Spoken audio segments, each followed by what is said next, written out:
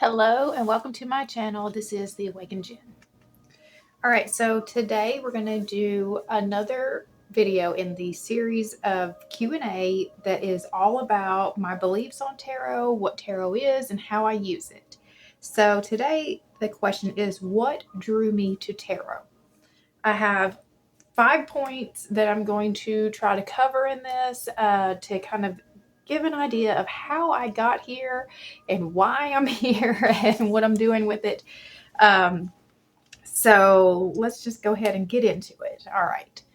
So the first one is, as a Christian, I was always afraid of anything considered esoteric, divination, or the occult.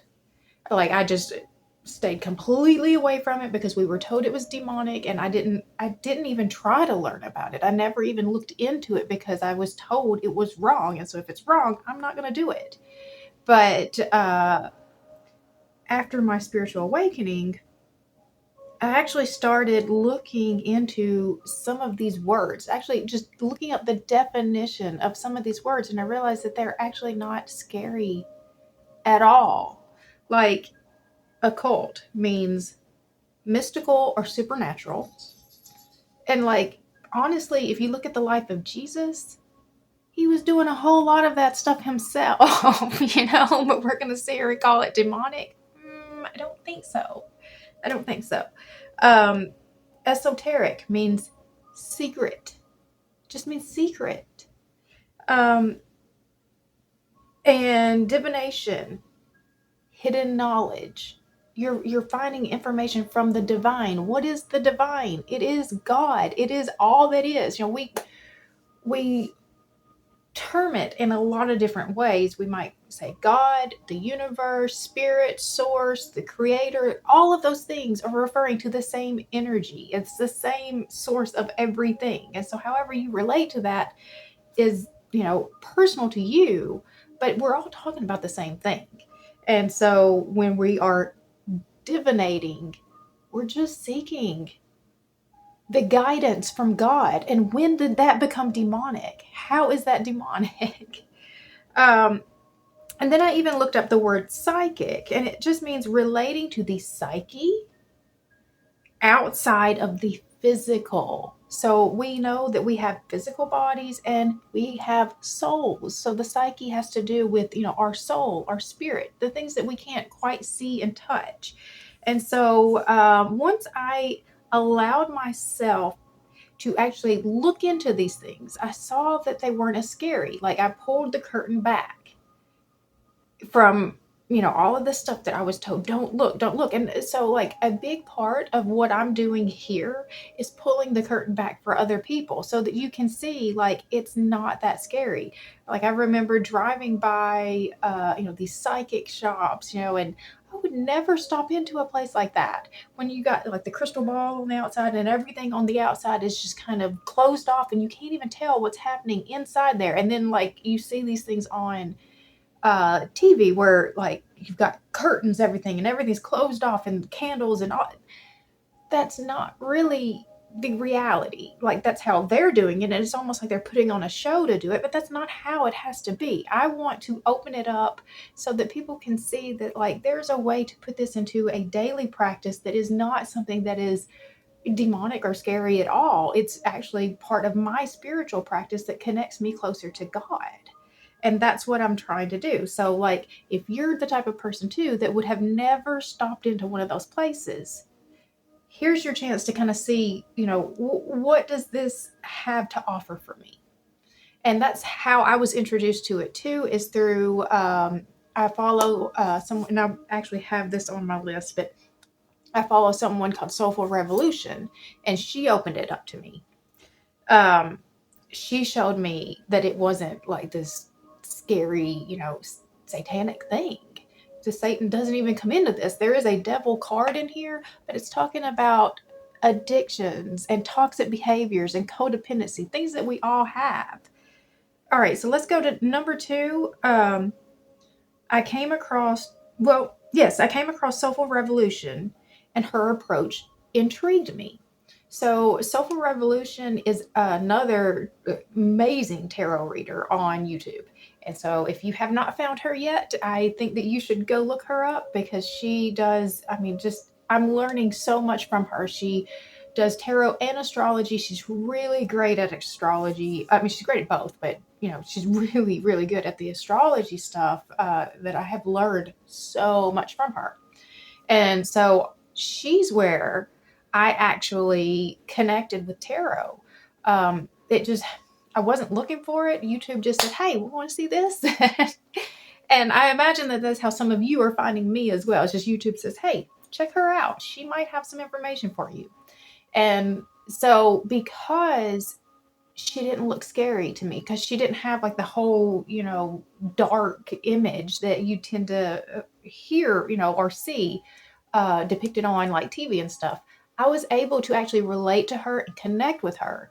And she sees it as like a form of kitchen table tarot, and it makes it available to everyone. And like, I was so inspired by the way that she told the message, and the stories that came out were just like everyday, what we all deal with, and the way that she inspires you through it and helps to encourage you and empower you. That's the pull that brought me into tarot, is just the empowerment, just learning to be able to see, okay, yeah, that is the situation. And I kept going through cycles of that same situation, and I don't want to keep doing that. So what do I need to do? And when you find that there's real guidance in that, it's really easy to just fall, head first into it, because like most of us, we're walking around just life happening to us, and we have no idea how to get control of it all, and it gives structure back to your life. And like I said, it also brings in a closer connection to God. Like, I feel like me and God are doing this together, when I'm doing it like this. So we'll move to number 3. After I learned about tarot, after I was introduced to it through Soulful Revolution, I ended up having a spiritual awakening. And that changed my perspective so much on everything that I thought I knew. I just had to let that go and just allow God to just start showing me, okay, what do you want me to know? Where do you want me to go? Like, just allowing myself to be open to any information that He had for me. And I will talk more about the whole spiritual awakening experience in another video, because I mean, that's just a massive, video in itself. But that really was what made me go from the shift of being so strongly Christian to where I can't even look at these things or even consider that these things might even be true, to now being open enough to just see where this leads. What does this mean? And just trusting God enough to show me the path, to show me that if there's something that I shouldn't be doing here, then you will let me know. So we moved to the spiritual awakening. I also, after my spiritual awakening, number 4, I started learning about the spiritual awakening through Christina Lopes. And so there's another person on YouTube that just kind of got thrown in my face too. And I mean, thankfully at just the right time. It was almost like YouTube conspired my whole spiritual awakening, the way that it kept throwing these little pieces in my face at just the right time. And I don't find that to be coincidental, because I don't believe in coincidence. I do believe that there was a divine plan in action, that, nothing just happened, that it happened at the right time, and that I was in the right space to be, because it was probably there all along, right? But I didn't resonate with it, because at that point I wasn't aligned with it. So until I found the alignment with the spiritual awakening, I wasn't even able to see those things in my reality. So after the spiritual awakening, I got very, very desperate for information. And Christina Lopes showed up on my YouTube page, and I just video after video after video, just learning as much as I could. And so she helped me sort of bridge the gap between Christianity and spirituality, and help remove some of the fear from that. And then even part of that, like she does talk about tarot and some of she's not a tarot reader, but she will talk about a lot of the different spiritual practices. And so she did talk about it through that too, and gave me an understanding that like the labels that we put of good and bad, and that's really a lot of the fear-based controlling, that the bigger powers have put on us. I actually don't want to get too much into that because I will have another video that's going to talk more about I thought tarot was demonic, so I actually have a video that I'm just going to talk about that. So I don't want to go too far into that. But, I started getting these resources showing up for me just without even looking for them. They started showing up for me that helped me get a better understanding of spirituality, the spiritual awakening. And then it pulled me into, these places of astrology and tarot and learning about the chakras and the frequencies and vibration, all of that stuff. It all, was kind of combined together. And number 5, this goes just kind of right into it, is that I dove head first to learn as much as I could. So like, I didn't just stop at the videos that were just randomly showing up at my page. I started seeking out information. So like Dolores Cannon, Gaia, Eckhart Tolle, these helped to change my understanding and break the religious programming, because that was the strongest thing holding me back, was the religious programming I had from the organized religion of Christianity that I had been following for so much of my adult life. That's the piece that made me too afraid to even look at it.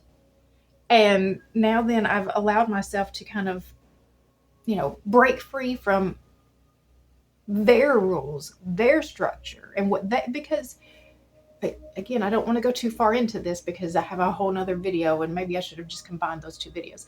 But because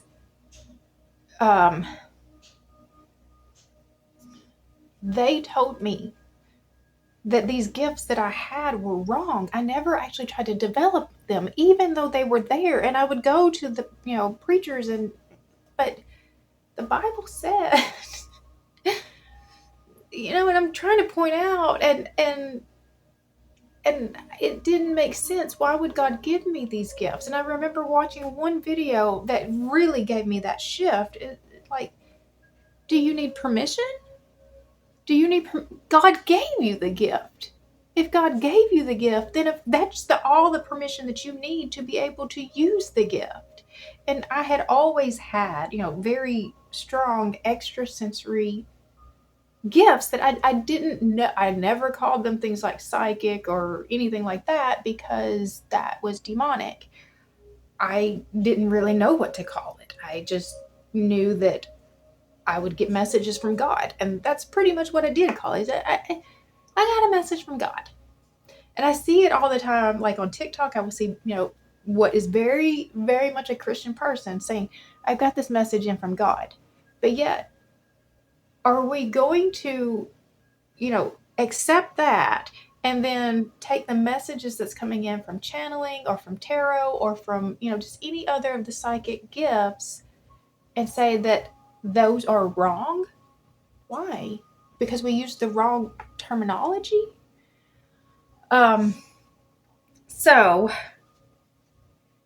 it all brought me all of this learning and growth, spiritual awakening, going through Soulful Revolution, Christina Lopes, Dolores Cannon, Eckhart Tolle, all of that helped me to be able to see tarot as another way that I am able to connect with God and grow and expand on my spiritual path. And my goal is to help demystify this for others too. So, that is the path that I am on right now. And I still have such a strong connection to Jesus. And that, when I had my spiritual awakening, which again, like that's a whole story in itself. But when I had my spiritual awakening, And I was just kind of hit with all of this information that I was not prepared for, because like you wouldn't have gotten me off the path of, because I wanted to be a good Christian. I wanted to go to heaven, um, the one thing that I remember is that I was assured I got to keep Jesus. Like that was the piece that I wasn't sure that I could give up, was, the Jesus part of that. And I got assured, no, actually Jesus has been a very important part of all of this. Now my understanding of his part of this is different. My understanding of even, his part for me is different. I do see him as a very, very strong guide. He is the reason why I am so connected, so like I have to, like I couldn't give him up. But thankfully, like I said, I was assured I didn't even have to. It's that learning to become more like Jesus really is the path, because Jesus was doing all of the things, that, it takes to grow and ascend and align. So where do we go from here? I did want to pull a card. So we're going to pull a card from my Messenger Oracle. So we're just going to see what guidance might we need today that's going to just kind of help us break free from some of the programmings that hold us back from reaching out for, learning the new things and embracing new information. What is that thing that holds us back the most? How can we move into just that openness? Because I promised before my spiritual awakening, I couldn't have done it. I would have been too afraid of the consequences of making that leap had God not just directly come in and gave me that experience that said, no, this is not actually the path for you. This is where I want you to be. All right, so deep breath. All right, so what can we do to help us be more open to the spiritual? Okay.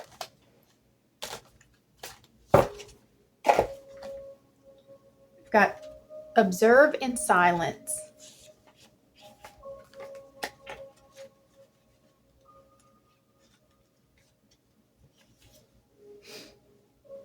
Page 49.